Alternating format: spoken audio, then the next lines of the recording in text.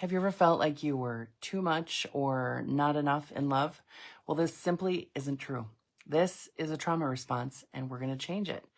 Hey, beautiful human, it's me, Rebecca Wiener McGregor, and welcome to another episode of Effective Immediately, the show where we talk mindset, abundance, healthy emotions, and leadership, and I give you a mindset shift that you can make effective immediately.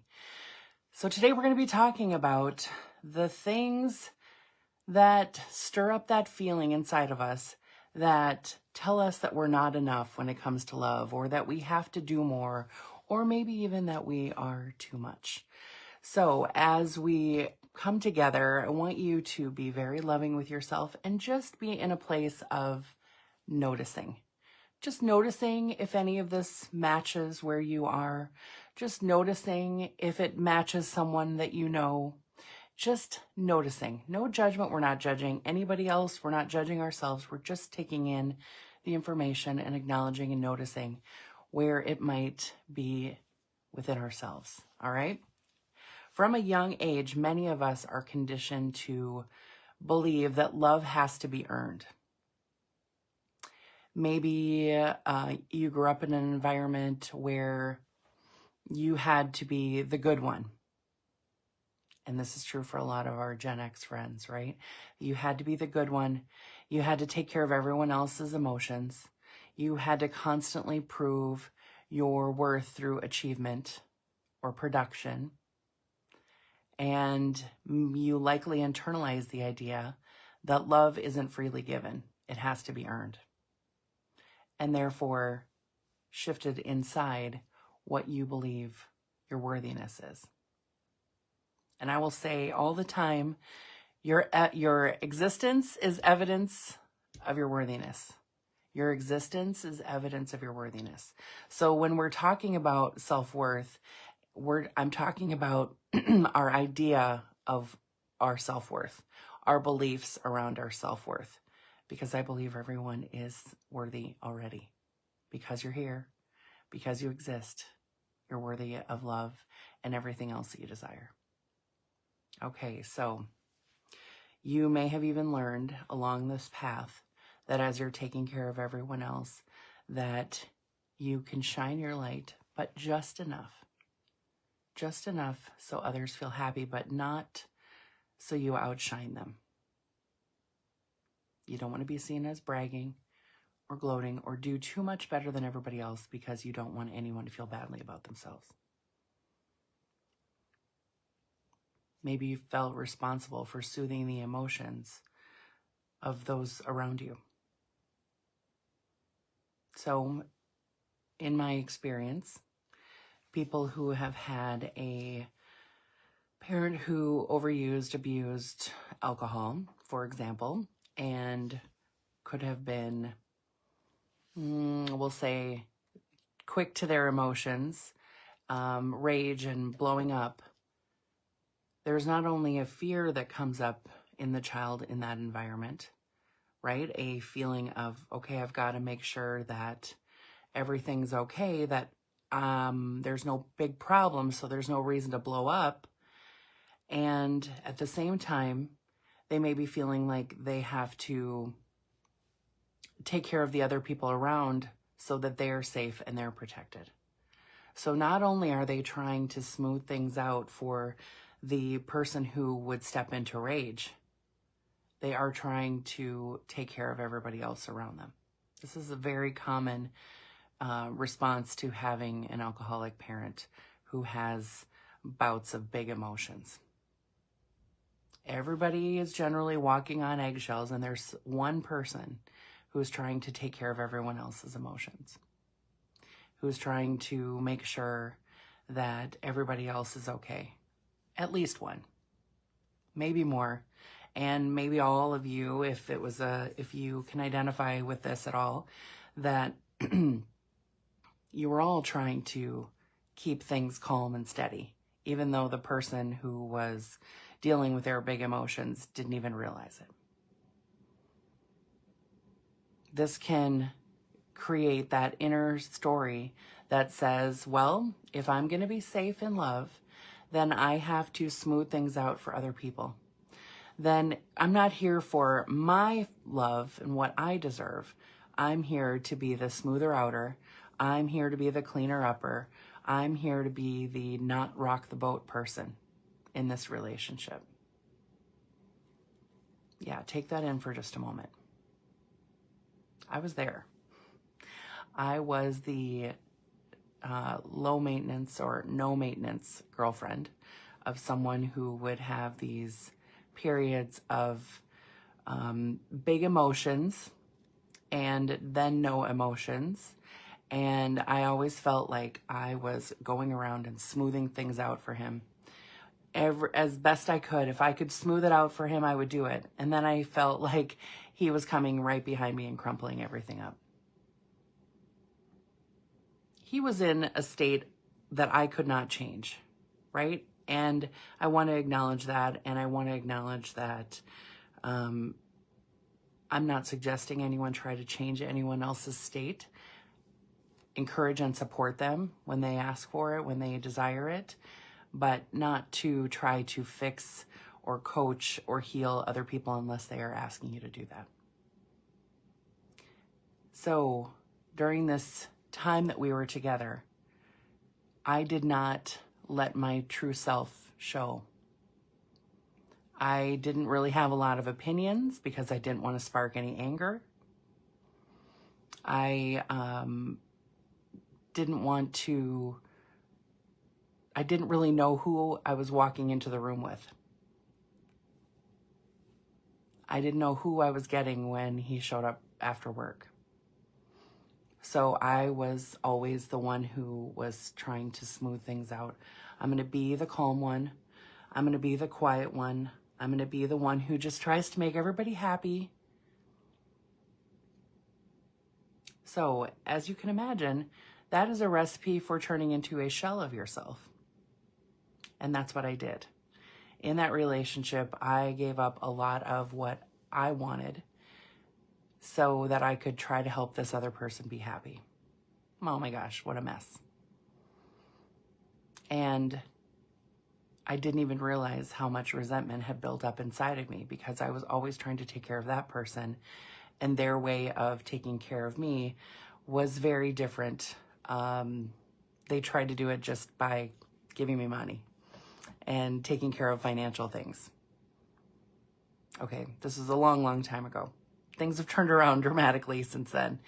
Okay, so coming into this place of just acknowledging if you've ever felt that feeling where you have to be the one who takes care of everybody's emotions, or you have to prove yourself over and over. Look what I completed today. Look what I contributed today. Look how productive I was today. And no one's really needing you to be that way. No one's really asking you to be that way, but that's kind of your default. There may have been a time in your life when you felt like you had to do something extra to be valuable, to be seen as lovable, to prove your worth. This conditioning doesn't disappear, right? It follows us into adulthood. It shapes how we show up in relationships. It shapes how we show up to our work, to our businesses. It shapes how we show up in our community. It shapes how we show up to our kids and our family. These little threads of this, I've got to prove myself, show up everywhere. So being super loving with yourself, and super loving if there's a person that you're thinking of in your life who you wished would love themselves just a little bit more and see their worth a little bit more. And I know I was that person at one time. We're not trying to fix anybody. We're just trying to acknowledge and understand so that we can be soft and gentle with those who need it. Kind and gentle with those who need it. And soft, I don't mean as weak, by the way. So recognizing this pattern of overgiving, people-pleasing, or even withdrawing. Like if I don't feel like I am feeling worthy at this time, I might say, for example, shut down, emotionally detach, or pull away when you feel unseen or unappreciated.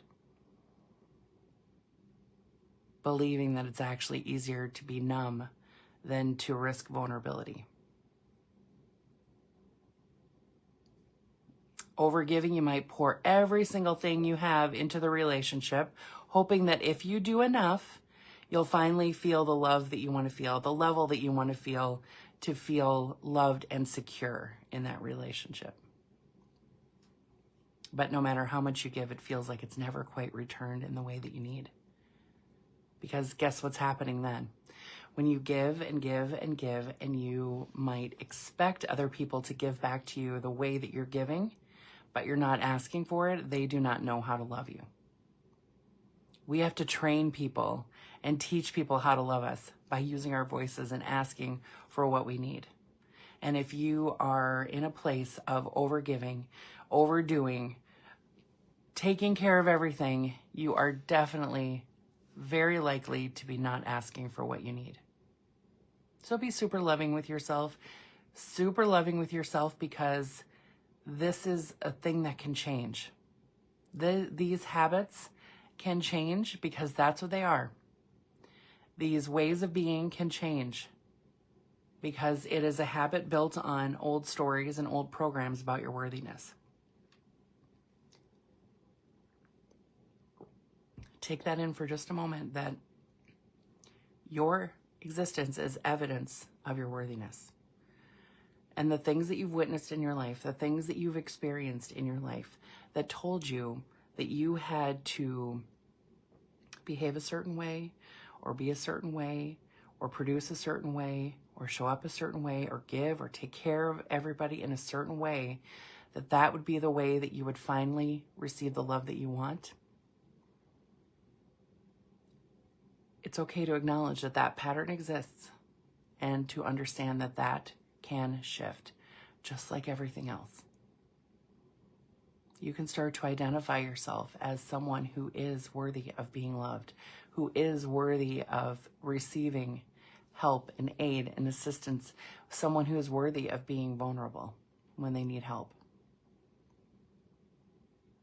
Okay, so this people-pleasing piece, you may find yourself avoiding conflict, saying yes when you mean no, shape-shifting to be the person, to be the someone that the person wants you to be, or what you assume they want you to be, just to avoid rejection and disapproval. Because of course, all of this rejection, disapproval, not feeling loved enough, in our beautiful brain, that means that we could be abandoned. And if we're abandoned, then we would not be safe anymore, right? It's possible that we would be really not okay. So be super loving with yourself here. All of this can shift, and you can become more of who you are inside to the outside world, and to honor and love who you are and who you're becoming and what you would like to create for yourself.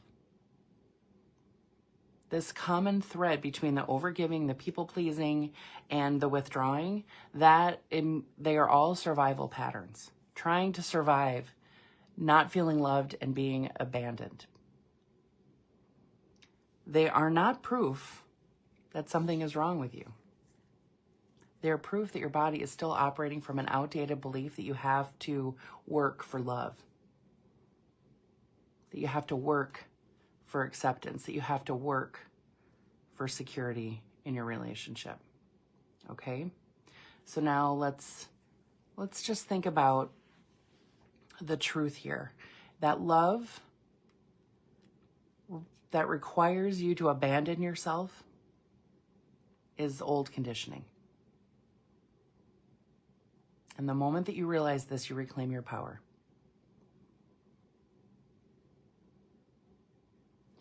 Love that requires you to abandon yourself is not love at all. Take a breath, honor that. There may be emotion moving, there may be tears moving, and that's okay. Put your hand on your heart. Acknowledge and love yourself. Acknowledge all that you've been through. Even just thanking the body and your mind and your spirit. Thank you. Thank you for getting me through all of the stuff. Healing that not enough loop means releasing the belief that love has to be earned, learning to receive without guilt, obligation, or fear. I had a client once who was so sweet and so giving and so generous. And she would bring me little gifts to each session. And I appreciated it. I told her it wasn't necessary, of course. But it led us to a bigger conversation. It led us to a powerful conversation that she did not feel enough to share those deep feelings that she was sharing with me, to share the heaviness of the things that she had been experiencing without needing to compensate me additionally in some way. And she told me a story about how her friend gave her an item. They were on a drive, and her friend pulled out something and gave it to her as a gift. And she couldn't stop thanking her friend.